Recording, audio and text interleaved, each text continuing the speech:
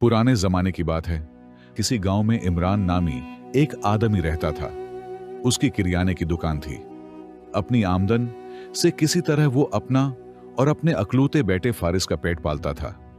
उसका बेटा फारिस अब जवान हो चुका था, लेकिन उसने कभी भी फारिस से कोई काम नहीं लिया था।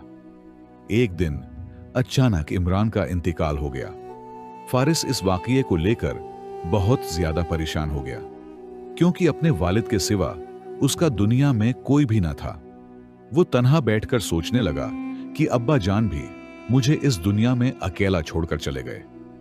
उसके वालिद के एक दोस्त ने उसे तसल्ली देते हुए कहा, सब्र करो बेटे, अल्लाह को शायद यही मंजूर था।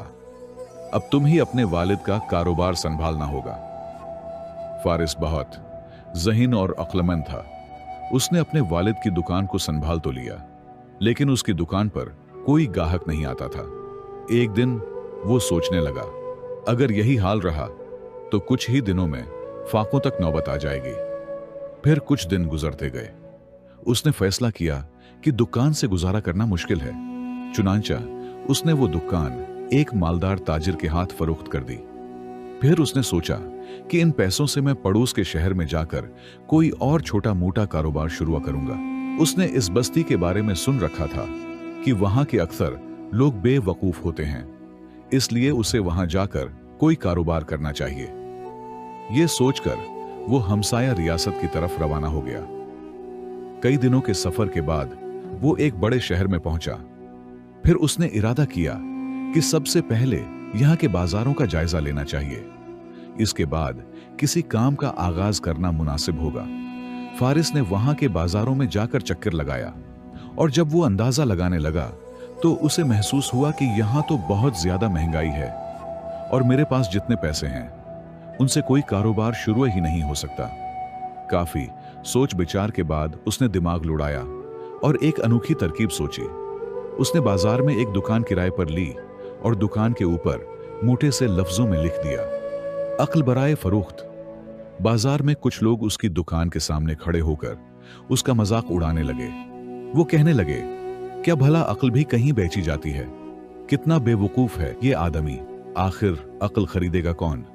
लोग उसकी दुकान के सामने खड़े होकर ऐसी ही बातें कर रहे थे, लेकिन फारिस ऊंची आवाज में पुकारने लगा, सुनो भाइयों, मेरी बात मानो। किसी को भी कभी ना कभी अक्ल की जरूरत पड़ सकती है, फिर चाहे वो कोई छोटा बच्चा हो या कोई बुजुर्ग। बेशक तुम आज मुझ पर हंसो, लेकिन एक दिन जरूर आएगा जब मैं आप सबसे अपनी अक्ल का लोहा मनवा कर रहूंगा। असल में फारिस अपनी धुन का पक्का था। लोगों के मजाक का उस पर जर्रा बरहबर भी असर ना हुआ। वो वैसे ही आवाजें लगाता रहा, यहां तक कि उसकी दुकान का चर्चा पूरे शहर में होने लगा। लोग एक दूसरे से कहने लगे, आजकल हमारे शहर में एक अक्ल का ताजिर आया हुआ है। और कोई कहता, ऐसा ताजिर तो मैंने अपनी जिंदगी में ना कभी देखा ना सुना। मजाक में ही सही, लेकिन लोग कहा करते, अगर कभी मुझे अक्ल की जरूरत पड़ी तो मैं जरूर उसके पास जाऊंगा। फिर कुछ दिन बाद एक शख्स मजाकन फारिस के पास आ गया। वो उसे आजमाना चाहता था। वो अक्ल का सामान खरीद कर ले गया। एक हफ्ते में सिर्फ 2 दीनारों की ही दुकानदारी हुई, लेकिन फारिस मायूस नहीं हुआ। उसने कोई फिक्र न की, बल्कि दिल में सोचा कि एक ना एक दिन मेरा काम जरूर चलेगा। इसी शहर में एक मालदार बूढ़ा रहता था। उसके पास बहुत माल और दौलत थी, लेकिन वो बहुत कंजूस भी था। उसके बेटे का नाम मुनीर था, जो थोड़ा सादा सा ज़हन रखता था। ये नहीं कि वो कुछ समझता ही ना हो, लेकिन ज्यादा अक्लमंद भी नहीं था। एक दिन सुबह के वक्त वो अपने घर के सहन में मिट्टी डालने लगा, क्योंकि कल ही उसके वालिद ने उसे किसी बात की मिसाल देते हुए कहा था, बेटे, हमें अक्ल की खेती करनी चाहिए, तभी हम अक्लमंद कहलाएंगे। उसने जब मुनीर को मिट्टी डालते देखा तो उसके वालिद बोले, आओ नादान, ये तो क्या कर रहा है? मुनीर बोला, अब्बा जान, अक्ल की खेती कर रहा हूं, ताकि आप और मैं दुनिया के सबसे बड़े अक्लमंद बन जाएं। यह सुनकर उसके वालिद ने सर पकड़ लिया और कहा, या अल्लाह, न जाने कब इसकी अक्ल की खेती तैयार होगी। फिर एक दिन मुनीर किसी काम से बाजार गया। जब वो फारिस की दुकान के सामने से गुजरा तो उसने बोर्ड पढ़ा, अक्ल की दुकान। वो रुक कर सोचने लगा, क्यों ना जाकर पूछ लूं। अगर सस्ती हुई तो अपने और अब्बा के लिए ढेर सारी खरीद लूंगा। मुनीर दुकान पर जाकर फारिस से बोला, ये बताओ अक्ल कितने दिरहम की दे रहे हो? फारिस मुस्कुराकर बोला, जनाब, मैं अक्ल तोल कर नहीं देता। आप जितनी कीमत की मांगेंगे उतनी की दे दूंगा। मुनीर सोच में पड़ गया कि कितने की खरीदी जाए। कुछ समझ नहीं आ रहा था।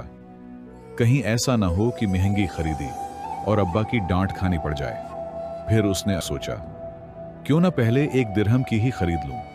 अगर अब्बा ने कहा कि सस्ती मिली तो बाद में और भी ले लूंगा। जहां इतनी अक्ल की कमी हो रही है, 1 दिरहम की अक्ल शायद कुछ काम आ जाए। मुनीर ने जेब से 1 दिरहम निकाला और फौरन फारिस को दे दिया।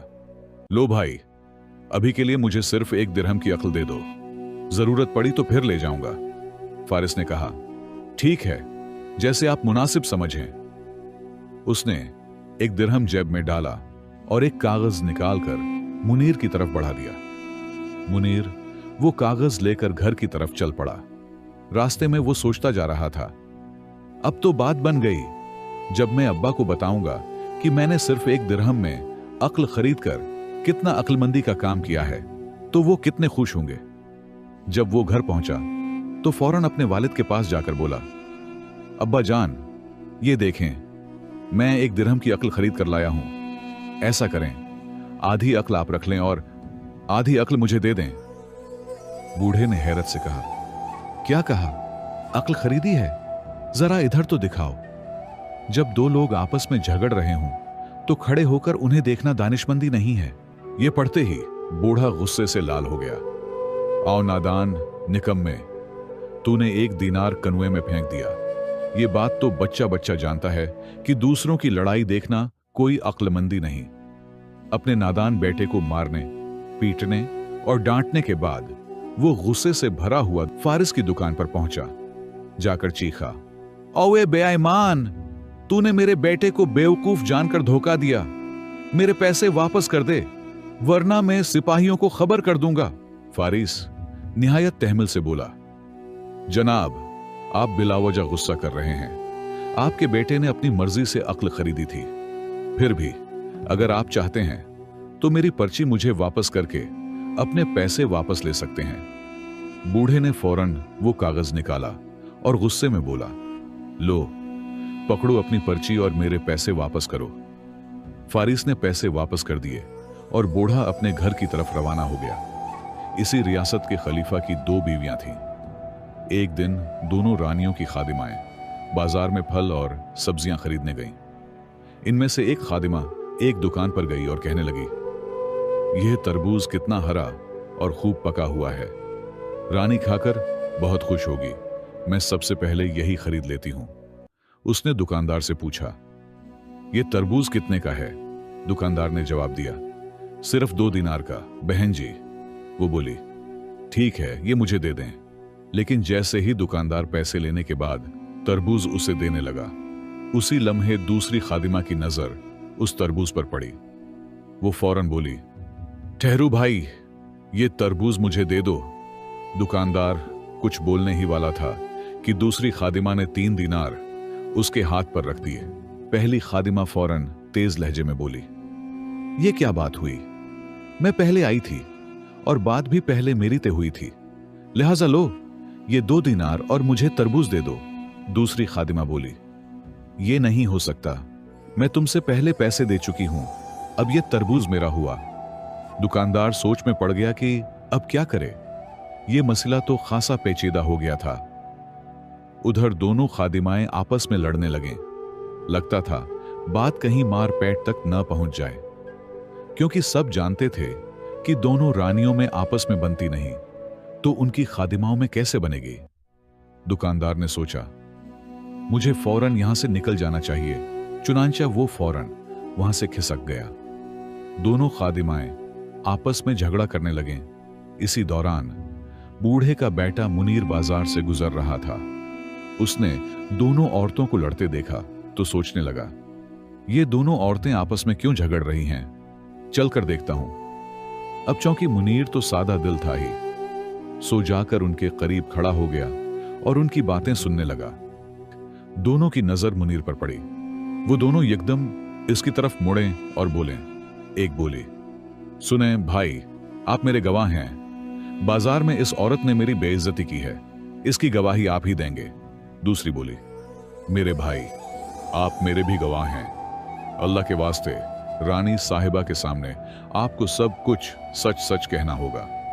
नादान मुनीर कुछ भी न समझते हुए सिर्फ सर हिलाकर चलता बना। अब मुनीर सख्त मुसीबत में पड़ गया। वो ना इधर का रहा न उधर का। वो सोच में पड़ गया कि वो किसके हक में गवाही दे। बाप बेटे ने मशूरा किया कि अब हमें सिर्फ एक ही शख्स से मशूरा लेना चाहिए, और वो है फारिस, जो अक्ल का ताजिर है, क्योंकि जो अक्ल उसने पहले दी थी वही गलती तो मुनीर ने की है। सो दोनों, यानी बूढ़ा और उसका बेटा मुनीर, फारिस की दुकान पर आ गए और उसे सारा हाल सुनाया। फारिस ने कहा, मशूरा तो जरूर दूंगा, मगर अब इसकी फीस 10 दीनार होगी। बूढ़े ने फौरन कहा, मुझे मंजूर है, ये लीजिए 10 दीनार। फारिस ने मुनीर की तरफ देखा और कहा, सुन, तो खलीफा के दरबार में पागल बन जाना। जब तुझसे कुछ पूछा जाए तो उल्टी सीधी बातें करता रहना, अजीब व गरीब हरकत करता रहना। मुनीर ने इस बात को मान लिया और उसका बाप भी मुत्तफिक हो गया। इसके बाद बाप बेटा खुशी खुशी अपने घर वापस लौट गए। दूसरे दिन मुनीर को दरबार में तलब किया गया। खलीफा ने पूछा, हां भाई मुनीर, क्या तू बता सकता है कि इन दोनों खादिमाओं में झगड़ा किस बात पर हुआ और कसूरवार कौन है? मुनीर अदाकारी करते हुए बोला, खलीफा सलामत, ऐसा करें, इन दोनों को अभी के अभी लड़वा दें, फिर आप खुद समझ जाएंगे कि कसूर किसका है। यह कहकर वो जोर जोर से हंसने लगा और ऐसे बेरब्त जुमले बोलने लगा कि हर तरफ हंसी छोड़ गई। ये बेतुकी बातें सुनकर खलीफा सोचने लगा, ये तो मुझे पागल लगता है, भला ये क्या गवाही देगा। चुनांचा हुक्म दिया गया, इसे फौरन दरबार से बाहर निकाल दिया जाए। यूं मुनीर एक बार फिर बच गया, लेकिन अब उसके वालिद को एक और फिक्र लाहिक हो गई थी। वो सोचने लगा, अगर किसी दिन खलीफा को यह पता चल गया कि मेरा बेटा वाकई पागल नहीं बल्कि जानबूझकर पागल बनने का ड्रामा कर रहा था, तो अंजाम बहुत बुरा होगा। वो दिल ही दिल में कहने लगा, ये अक्ल की बात तो मैंने सोच ही नहीं थी। बूढ़े ने अफसोस से कहा। फिर उसने अपने बेटे मुनीर से कहा, क्यों ना हम दोबारा उस अक्ल के ताजिर फारिस के पास चलें। चुनांचे दोनों एक बार फिर फारिस के पास पहुंचे और दिल में बैठे शक का इजहार उससे किया, क्या तुम हमें इस मुसीबत से बचने का कोई रास्ता बता सकते हो? फारिस ने संजीदगी से कहा, जी हां, जरूर बता सकता हूं, मगर अब इसकी फीस पूरे 200 दिनार होगी। बूढ़ा हैरत से बोला, 200 दिनार? भाई कुछ तो कम करो। मगर फारिस किसी सूरत भी 1 दिनार भी कम करने को तैयार ना हुआ, चाहे जितनी भी मिन्नत समाजत की गई। अब बूढ़े के पास कोई चारा न बचा, सो उसने बेबसी से 200 दिनार की थैली उसके सामने रख दी। ले भाई, ये संभाल, अब हमें इस मुसीबत से निकालने की कोई अक्ल दे दे। फारिस ने मुस्कुराकर कहा, यकीनन दूंगा, बस जरा सब्र करो, मामला थोड़ा ठंडा पड़ने दो, फिर किसी दिन खुद खलीफा के पास जाकर सब कुछ सच सच बयान कर देना। तुम सच्चाई से सारी मुसीबत से छुटकारा पालोगे। यह सुनकर दोनों बाप बेटे सोच में पड़ गए, लेकिन फिर बूढ़े ने दिल में कहा, जाहिर है फारिस ने कुछ सोच समझ कर ही ये कहा होगा। अब तो उसकी अक्ल की दुकान बहुत मशहूर हो चुकी है, लोग दौड़ दौड़ से मशूरे लेने आते हैं। आखिरकार बूढ़ा बोला, ठीक है फारिस जी, जैसे आपने कहा वैसे ही करेंगे। इसके बाद दोनों बाप बेटे इत्मीनान से अपने घर वापस चले गए। 2 माह गुजरने के बाद एक दिन मौका देखकर मुनीर खलीफा के दरबार में हाजिर हुआ और डरते डरते उसने खलीफा को सच सच सारी बात बता दी। खलीफा ने उसे खुश होकर कहा, हम तेरी दानाई से बहुत खुश हुए। बेशक अगर तू उस दिन पागलपन का ड्रामा न करता तो यकीनन किसी एक रानी के गुस्से का शिकार जरूर हो जाता। जा, हमने तुझे माफ कर दिया। मुनीर ने जब खलीफा को राजी और खुश देखा तो उसने फारिस के बारे में भी सब कुछ बता दिया। खलीफा ने बात सुनकर कहा, अच्छा, अगर तेरी आखिरी बात सच है तो बेशक वो शख्स बहुत ही अक्लमंद है, हम भी उससे अक्ल खरीदेंगे, अब तू जा सकता है। अगले ही दिन खलीफा ने फारिस को दरबार में तलब किया। फारिस हाजिर हुआ तो खलीफा ने कहा, सुन ए अक्ल के ताजिर, तेरे बहुत चर्चे सुने हैं, क्या तू मुझे भी अक्ल बेच सकता है? फारिस ने बला झिझक जवाब दिया, जरूर आलम पनाह, मगर कीमत होगी 20,000 दीनार होगी। खलीफा ने फौरन खजांची को हुक्म दिया कि फारिस को 20,000 दीनार की थैली दे दी जाए। जब फारिस ने दीनारों से भरी थैली वसूल की तो उसने एक कागज पर कुछ लिखा और वो कागज खलीफा की तरफ बढ़ा दिया। कागज पर लिखा था, बगैर सोचे समझे और अच्छी तरह गौर किए बगैर कोई भी काम मत करना। खलीफा ने कहा, बहुत खूब, हम तेरी दी हुई अक्ल से बहुत खुश हुए। ए फारिस, अगर जरूरत पड़ी तो हम तुझसे मजीद अक्ल भी खरीदेंगे, अब तो जा सकता है।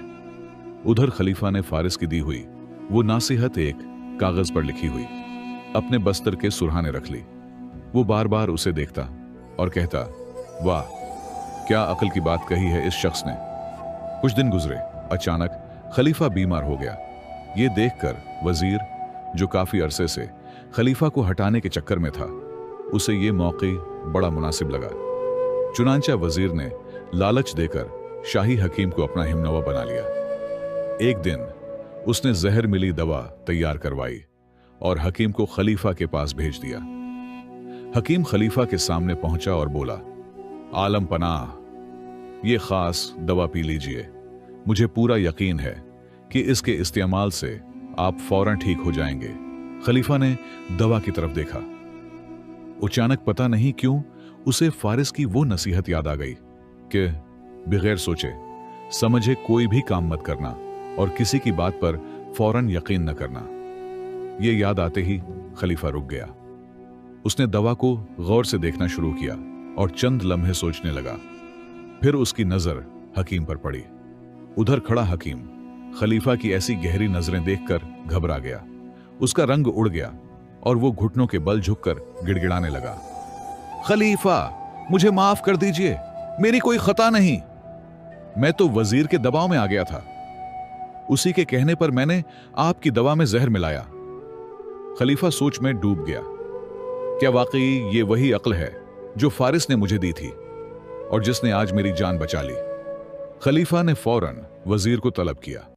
जब वजीर हाजिर हुआ तो वो आकर घबराए हुए लहजे में बोला, जहां पनाह, मेरी बात सुनिए, मैंने कुछ नहीं किया। खलीफा ने निहायत संजीदा अंदाज में कहा, हम तो मुकम्मल सेहतियाब हो चुके हैं, लेकिन वजीर साहिब, आपके चेहरे पर तो बीमारी के आसार मालूम होते हैं। चलिए यूं कीजिए, यही दवा जो हमारे शाही तबीब ने तैयार की थी, आप नोश फरमाइए, जल्द ही तंदुरुस्त हो जाएंगे। वजीर के चेहरे का रंग उड़ गया।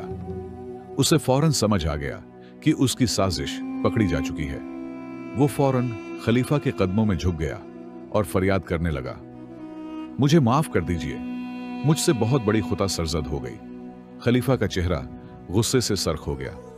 खलीफा ने फौरन हकीम और वजीर को ताहियात कैद में डाल दिया और फारिस को अपने पास वजीर खास के तौर पर रख लिया।